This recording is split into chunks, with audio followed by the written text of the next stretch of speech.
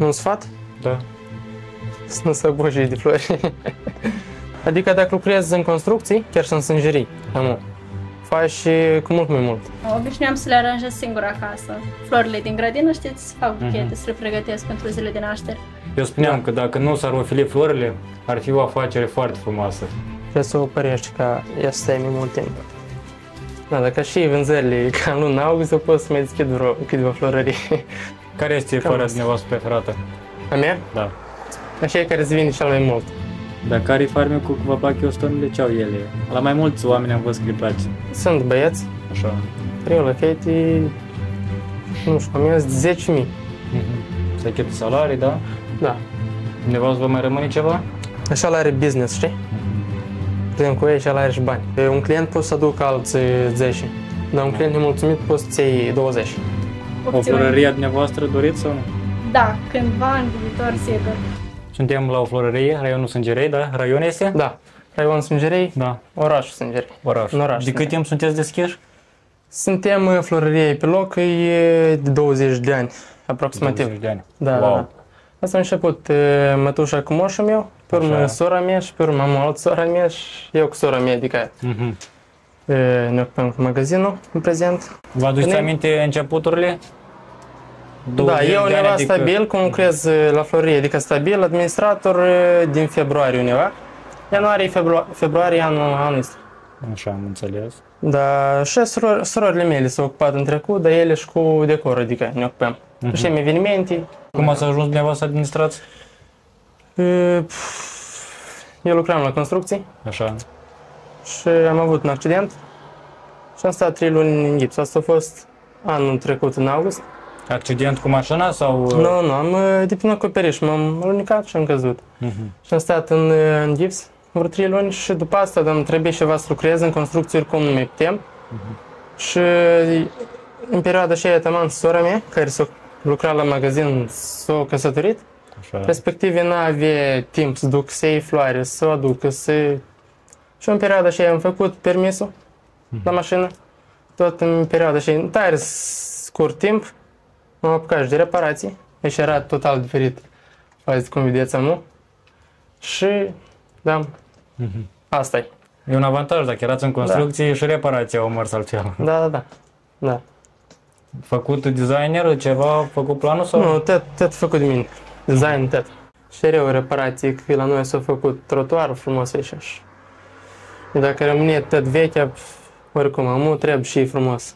Ori și local, dacă vrei să ai clienți. Nu mai și mergi ești deja frumos. partea cealaltă și Nu, cu nu, mașină? Când am venit în februarie, era un minus. Era un faliment. Și, da? Faliment.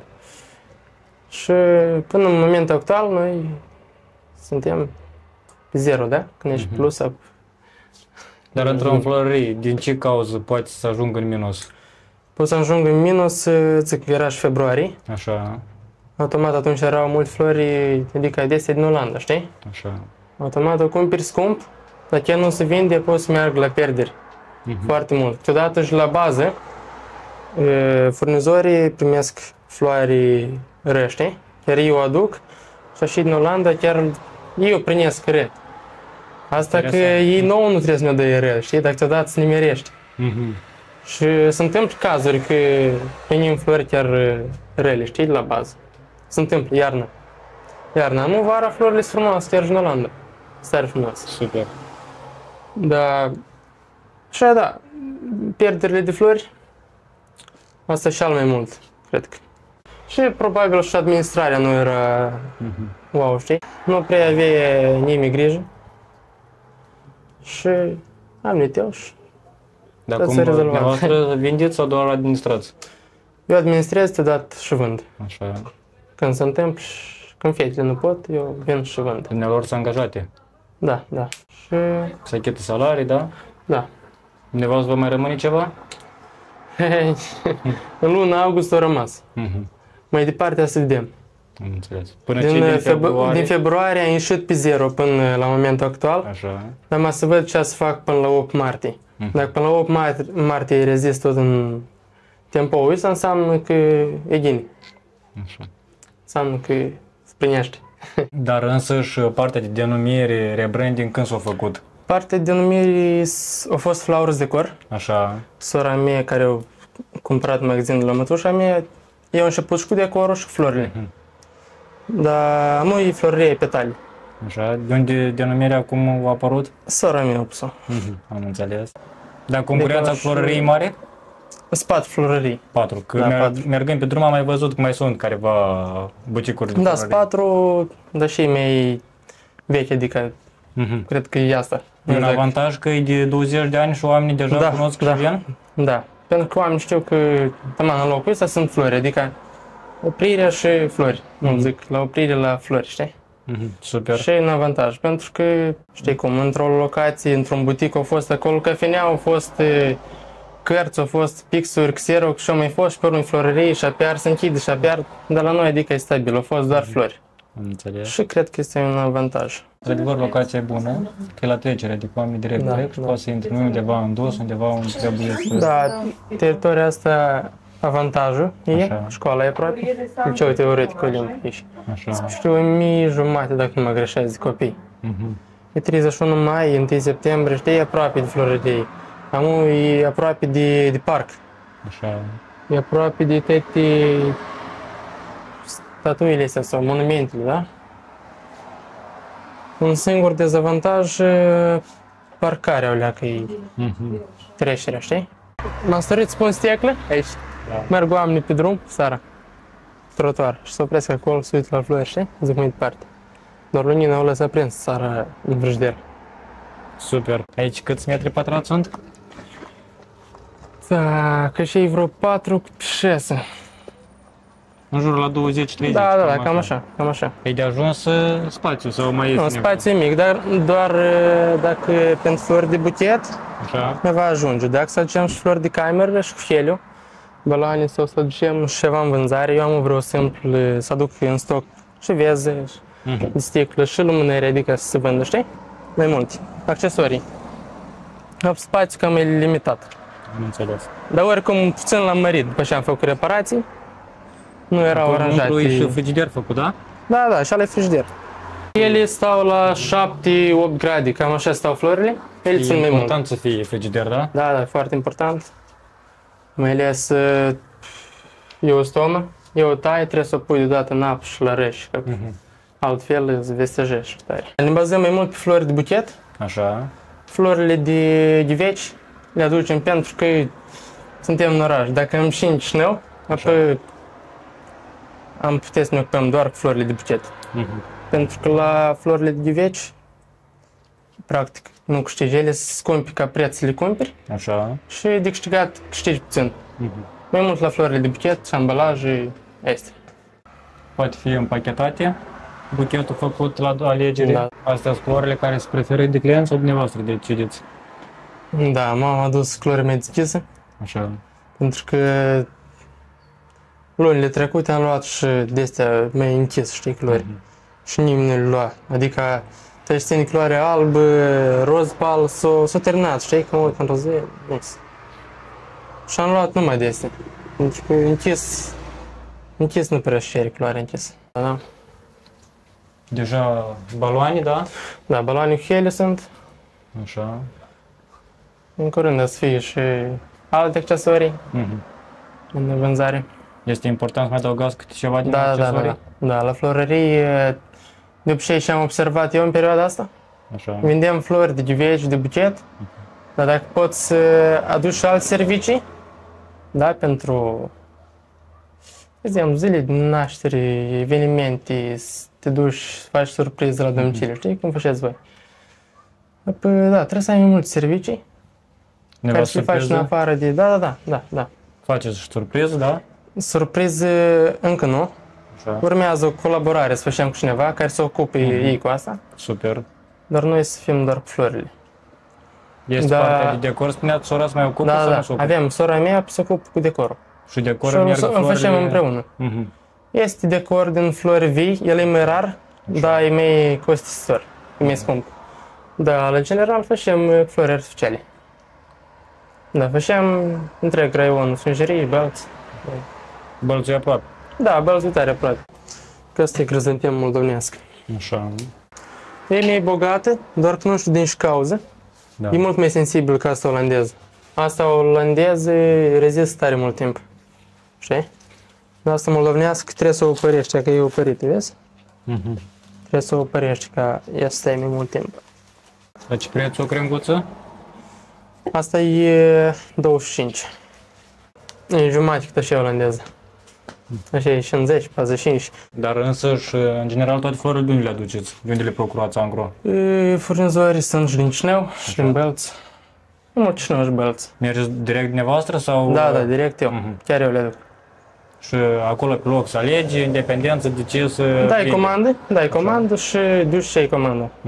Este, dacă observi, nu avem mult floare azi. Luni primim comenzile de obicei. Așa. Luni vin florile din Olanda. Știm de o săptămână să vând și deja luni iarăși... Dacă din caz că s-au vândut mai repede, Da. adică într-o săptămână, eu mă duc la piață, la Chișinău este, sau tot la furnizorii mei, adică frigider, știi? Așa, Dar comenzile le luăm luni. săptămânal îți primești că aduceți renoit stocul. Da. Dintre ele de 100% de care s-au adus. Cam câte să vând, câte... Dacă spunem 5%, spun așa că am aruncat. Asta e ceva normal. Asta super. Dar ne stăruim, mie nu-mi place să arunc flori. Mă stărui dacă observ că ele nu se vând sau n-au șansă să vândă, nu sunt vânzări, au scăzut vânzările, e că chiar și altă ieri. Fetele au făcut buchețele mici și o dat la doamnei pe drum. Sau baloane cu heliu, dat la copii. Super. Să Așa merge ne tot pe stărăm. promovare. Da. Super. Nu e sens să le arunci când ele sunt bune. Da. Nu le dăm ofelite? Nu le dăm ofelite. Ofelite trebuie la noi. Dacă ele sunt bune, mai facem și așa. Super. Dar însăși când mergeți și procurați stocul de flori, care sunt criteriile după ce flori alegeți, care o să fie? La moment lucrăm mai mult cu florile și țin de flori tăiți, lucrăm mai mult cu florile moldovnești. Așa. Eu stau mai moldovnească, trandafirul este moldovnesc și crizantem moldovnească este. E un avantaj că... Da, e un avantaj că ești să aproape furnizoare, adică nu-s departe. Avem multe sate, în sângerie tare multe sate, tare mulți oameni harnici care le cresc. Și e ușor, adică să le aduc. Dar pe timpul rece? Pe timp de iarnă e mai greu, pentru toate florăriile. Nu știu, doar cine aduce din Olanda personal o florărie, aduce, de exemplu, șare și bază, știi? Pentru dânsi poate e mai convenabil. Pentru o florărie ca una din sângerie, iarna, sunt tare multe cheltuieli. Și odată poți să stai și pe minus vreo câteva luni. Și după 8 martie începi a te echilibra. Spuneam că am falimentat și noi o florărie, noi am început să o deschidem în septembrie. Am vrut să prindem 1 septembrie, că să avem vânzări. Și am nimerit taman partea de deja a noastră moldovnești flori pe terminate și trebuia să procurăm din Olanda la un preț mai scump și însă și le vinzi. Și a fost așa pentru noi mai diferit. Trebuie stocul să le ai, după trebuie să-l vinzi. Dacă nu vinzi, tu practic arunci banii. Nu, da. E destul de scump floarea iarna și cheltuielile care sunt vara, iarna poți să mărească cheltuielile, să dă sășeleș, adică ori sășeleș, ori sunt mai mari. Dar floarea lucrează cu de asta olandeză, Așa. automat costă mai mulți bani ca asta moldovnească. Respectiv și prețurile sunt mai scumpe iarna la floare. Vara sunt mai ieftine. Și la trandafir și la eustom. Vă este frică cumva partea de iarnă care vine în față? Nu. M-am gândit la asta. M-am gândit. Ne-am făcut din timp Plan. Da. Nu știu, trebuie să te pregătești. Pentru că e o perioadă mai grea, într-adevăr, pentru florărie mai ales. Ați adus dumneavoastră bani de acasă pentru florărie? Când era sora mea, aici lucra. Da. Când era falimentul și ala, eu am adus bani de acasă. Dar nu n-am adus niciun leu de când eu. Super. Niciun Vă leu. mențineți cumva... Da. Care sunt cele mai vândute flori? Am eu stoma și trandafir moldovnesc. Este. Olandez mai slab, țin să vin. Am eu o perioadă când după s-a dus diaspora acasă și vânzările automat s-au ucicat în jos. Da, perioada cu cele mai multe vânzări care E luna august. Luna august. Da, dacă și vânzările ca în luna august, eu pot să mai deschid câteva florării. Dacă și așa în tot luna, adică. Și de la 14 februarie, 8 martie... Da, mai mult la sărbători se fac. septembrie. Da. e mult la sărbători se fac, nu știu, la noi nu prea e lumea așa, pur și simplu, știi? Se iei flori, se duc să... Ar fi un avantaj dacă bărbații ar lua câte un buchet de flori Da, mai și un des. avantaj, pentru că s-ar vinde mai multe flori. Dar așa se vinde ori la o zi de naștere vine și cumpăr, sau la 8 martie, 14 februarie. Câteva zile, știi, în an, în care se iau flori mai mult. Care este floarea dumneavoastră preferată? A mea? Da. Așa e care se vinde cel mai mult. Așa. Nu știu. Și e mai scumpă, trandafirul. Trandafirul și ala olandez. Rămâne să fie trandafirul regele florilor? Cred că da. Dacă vrei cineva să comande un buchet scump, frumos, da? Așa. Pentru un eveniment important, eu 101 trandafiri. Am avut o singură dată am avut comandă de 1001. Care a fost prețul lui? Dar nu știu prețurile erau în perioada aceea. Posibil că erau trandafiri moldovenești. Așa, mai ieftin. Știu vreo 20 mii, cred. De lei. Da. Dacă și olandezi, și depinde și înălțimii. Prețul lor e după înălțime. Deci și 50 de mii. Sunt băieți, Așa. care eu la fete, nu știu, comenzi 10.000. Dar asta foarte rar, foarte rar. Așa, cel mai des care buchete se vând? La ce preț? În jurul 300, 500. E ceva mai accesibil pentru client. De obicei, buchetele mai scumpe, ele vin, adică le comandă cineva din afară, adică din diaspora. Din Eustomul, care a fost cel mai mare buchet care vă aduceți aminte că s-a vândut? Dar chiar zilele trecute. A fost din 60 de eustomi. Super. Da, și au mai fost. Dacă ai văzut pe cont, este acolo unul mare. Sunt și din eustomi buchete mari. Dar însă și prețul buchetului cum se formează? Independent, și flori sunt în buchet. Așa. Ambalajul, lasă așa, nu-i tare scump, la noi e ambalaj simplu. Dar, în general, și flori sunt în buchet. Cam Să asta. scoate fiecare floare aparte și face Fiecare costul. flori aparte și plus ambalajul. Dar însă și numai la trandafir să ia prețul după înălțimea lui sau sunt și alte flori care se calculează după... Numai la trandafir. Din ce cauza asta? Uite, De 50 cm mai scump, Dacă de sincer 60 nu, cm și ei mai sunt la 45 cm, sunt și mai scurți. Până la 1 metru poți și mai înalți. Dar noi, din câte știu eu, noi cumpărăm după înălțimi și vindem tot după înălțimi. După câți centimetri au. Deci avem eustomi în vânzare, da? Da, eu stau mie și trandafiri moldovenești. Așa. Ăștia sunt tare rezistență, că cine cumpără trandafiri de ăștia, îi pune ei 3 săptămâni, o lună de zile trebuie să stai în vază pe masă. Eustoma poate fi Eustoma procurată tot e. la buchet și poate fi cumpărată câte una. De obicei vindem la bucată. La bucată. De care e diferența dintre un trandafir moldovenesc și unul din Olanda? Prețul. Foarte simplu. Prețul eu dacă le iau cu un preț Așa. la furnizor și îl vând cu un preț, e că este, de exemplu, e 15 lei trandafirul. Da. Deci ăla e 60 lei trandafirul și el e la reducere, că el nu se vinde. El e de 90 cm, ar trebui să-l vând Așa. cu 80 lei. Deci nu o să mai scunci.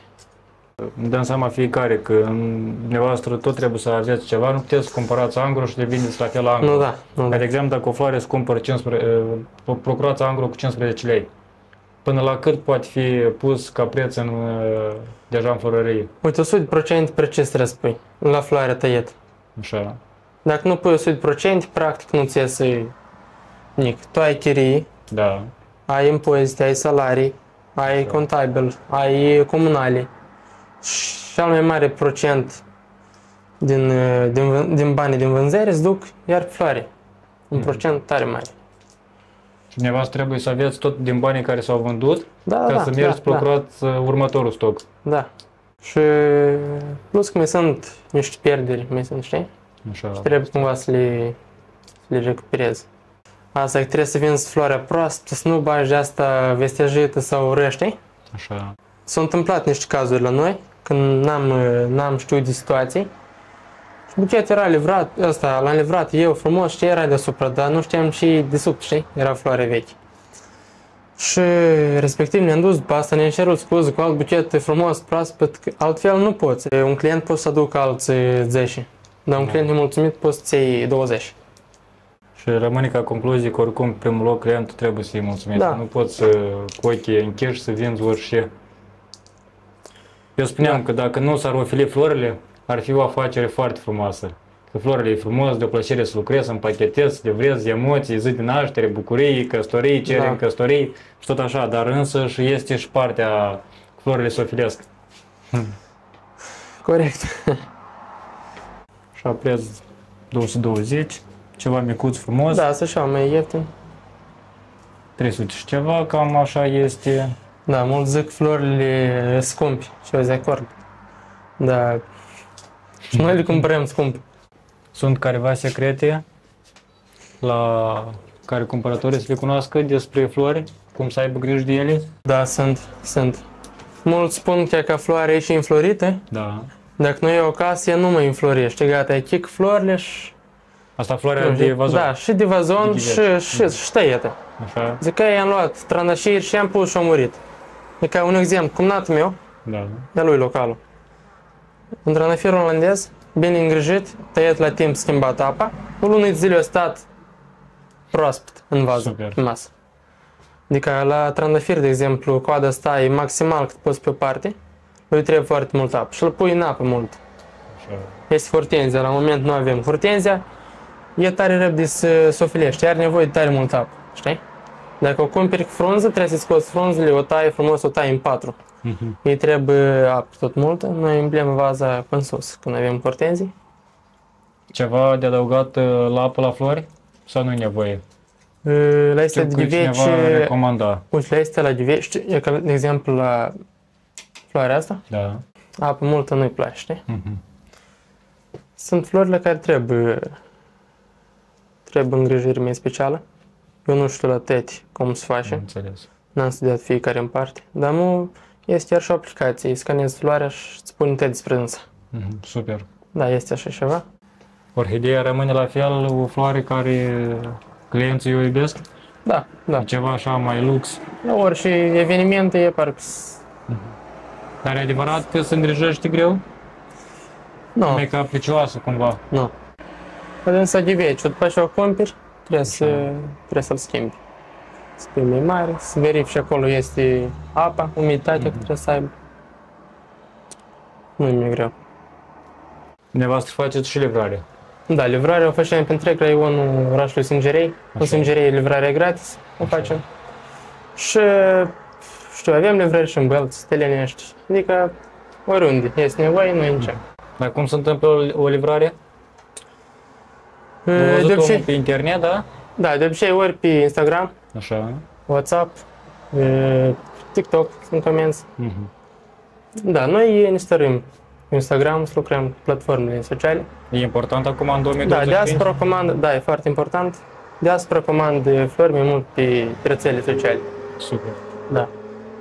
Și asta, în sângerii, dacă sunt, nu știu, aproximativ, m-am uitat la o statistică, 13.000, dacă sunt, noi am vrea să lucrăm și cu ăștia 13.000, dar aș vrea să, adică să fac reclamă și ca și 80.000 cât sunt pe întreg raionul, știi? Așa. Să știi că noi facem livrare în sângerii.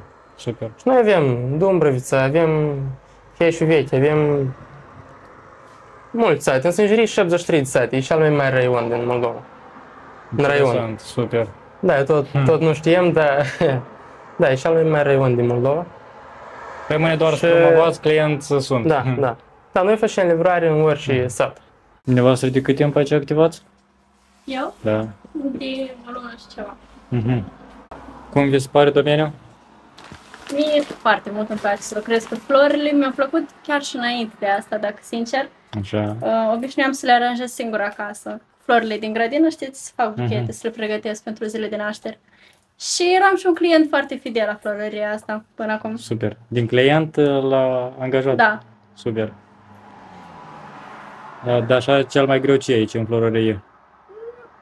Nu aș spune că este ceva neapărat greu. Așa. Posibil procesul ăsta de a învăța, de a face cum se spune, asortimente de flori, să înveți să le aranjezi, să le asociezi una cu alta. Dar așa, dacă îți place, orice e posibil. Super. Dar însă și lucru cu clienții? Nu e o problemă pentru că am mai activat în domenii unde trebuie să interacționez cu lumea. Așa că a fost destul de ok acomodarea. Super. Nevoastră ce vârstă? Aproape 18. Ce întreabă, învățați sau doar lucrați? Învăț. Învățați. Part-time, da? Da. Este un avantaj în timp ce învățați să-și activați, lucrați? Doar asta că îți faci, cum să spun, banii tăi, dar e ok, reușești cu școala. Când nu sunt mulți clienți, poți să-ți faci și lecțiile, adică le reușești pe toate. Super, super. Că nu foarte mulți tineri activează în timp ce învață, însă și profesorii nu recomandă doar învățăm și pe urmă doar lucrăm. Dacă te-ai pus pe învățat înainte de clasa 12, nu e o problemă atât de mare. Sunteți a 12 acum? Da. Emoții de bac? Nu, până când nu. Absolut nici nu. Un bac deja ai dat, așa că... Super. Uman sau real? Real. Real. Da. Matematică, cifre, business. Da. Mai departe, ce planuri? Încă nu m-am gândit deloc, că sunt multe O opțiuni. florărie a dumneavoastră doriți sau nu? Da, cândva în viitor, sigur. Super. Atunci când deja minusurile astea nu o să fie o problemă, știți? Cel mai des care flori sunt vândute aici? Aș spune că crizantemele și vara au fost foarte mulți trandafiri moldovenești. Așa. Dar în mare parte crizantemele sunt ușor de asortat cu orice floare și adaugă foarte mult volum buchetelor. Bărbații cât de des procură flori? Des. Avem și clienți fideli care vin săptămânal, dar așa rest mai des, la zile de nașteri, chestii de gen. Super. Trandafirul rămâne la fel să fie procurat? Da, și olandez și asta moldovenesc. Mai des sunt excepții cu 51, 101 de trandafiri olandezi, dar mai des vând așa la bucată, elegant, subtil, știți? Dacă să facem, dumneavoastră ce-ați alege? Crizantemul sau eustomă? Eustomul. Sigur, 100%. Eu adoram eustoma, nu prea eram fană nici la crizanteme, nici la trandafiri până să lucrez. Acum că lucrez și văd că e mult mai ușor de lucrat cu ei, le aleg, sigur. Dar pentru mine, pentru sufletul meu, rămâne eustoma totuși. Dar dintre eustomul și lalele? Păi lalelele au sezonul lor și sunt binevenite primăvara. Dar eustomele, deja vara, toamna. Un buchețel mic de eustome sau 101 trandafiri? Un buchet mare de eustome. Super. Asta a treia variantă, da? Da. Dar care-i farmecul că vă plac eustomele? Ce au ele? La mai mulți oameni am văzut că le place. Da. În parcă sunt un fel de trandafiri puțin mai ginga, știți? Și mai voluminoase și mai feminine. Super. Șeful, administratorul cum este? Prietenos. Așa. Este un avantaj că e aceeași vârstă sau... Aproape aceeași vârstă. Da, este. Ne înțelegem mai ușor. Tare greu de găsit lucrători. Și câteodată găsești și ghine, știi? Dar sunt perioade, vezi că la noi majoritatea care lucrează sunt part-time, fetele. Și ei lucrează după școală, cel mai mult. Da, dacă se ieși o persoană îți găsești dimineața până seara să poată lucra, care să poți să-i achiți un salariu bun, care să-și dea interesul, de servire, să vorbească clienți frumos, adică la cel mai înalt nivel e tare greu de găsit. Nu știu și în alte domenii e greu de găsit. Îngrit cu unul, cu altul, știi, tot e greu, măcar că salariul e ok. Da. Și nu tot n-ai un salariu, depinde de tine. Dacă tu vrei salariista sau vrei mai mult. Și cam așa se privește. Dumneavoastră spuneați că din construcție? Da, din construcții și încă lucrez la construcții, Nu e posibil doar din florării vă întrețineți. în sângerii nu, deocamdată nu. Deocamdată nu, doar să mă ocup serios, adică să les construcțiile, să mă ocup decorul și florile, știi? Așa poate, dar e un oraș nu tare mare. Mai ales sunt florării. Te ocupi numai cu florile și administrator, ai lucrători și am cât salarii trebuie să plătești și impozite și una și alta. Nu prea ajunge. Dacă nu era căderea în construcții, administrat în ziua de astăzi florăria? Nu cred. Nu cred. Nu, admitel, mi-a plăcut, eu când auzeam asta așa are business, știi? Vedem cu ei și are și bani. Și ne-a plăcut într-un fel, vrem să fac business în așa mare, știi? Dar de când administrez, știi? Asta e cum, e o afacere. Oricum, Da. negociez, vinzi, aduci, știi? Livrez. Și am observat că e cam greu cu business-ul. Adică dacă lucrezi în construcții, chiar și în sângerii, faci cu mult mai mult. Așa ies de multe ori, lucrez mai ales iarna, ies, parcă faci binefaceri, știi? Tu numai administrezi și plătești salarii, chirii și nu știu, și numai te-ți au de câștigat, mă, nu tu. Cam așa e. Cei de la care procuri vor au de câștigat, Da. statul Arenda are de câștigat. angajatul salariu. Da, da. Da. Respectiv, dacă ar și vânzări mai mari, știi? Așa. Dacă să facem, vreau să fac reclamă, să avem vânzări mai mari, respectiv poți da și salarii mai mari și, nu știu, să te implici mai mult, știi? Pentru un tânăr antreprenor, ca de exemplu, care vor să meargă în domeniul florăriei, Un sfat? da, Să nu se abuși de flori. Nu, sunt băieți țaua mea, așa, chiar mă știu, cu mulți ei cresc flori. Au tepliți, au multe tepliți. Și, dar măcar să Moldova, știi? Câți bani îți trebuie? Bani trebuie mulți. Dar măcar ești în Moldova, așa e de lucru. Duci în Germania, mulți lucrezi cu 2000 de euro sau, asta zic, la negru, știi? Nu lucrează toți cu români. Nu faci mai mult. Dacă lucrezi ghini în Moldova, în construcții, cu florile, cu cine lucra, faci mai mulți bani ca acolo. Asta e 100%. Am mulți duc că în Moldova nu se fac bani. Da, nu-i cea mai bună idee să te duci, amu. Sunt destul de multe posibilități. Chiar dacă e florărie, chiar știi? așa, Întotdeauna este ceva de... Este undeva de crescut, știi?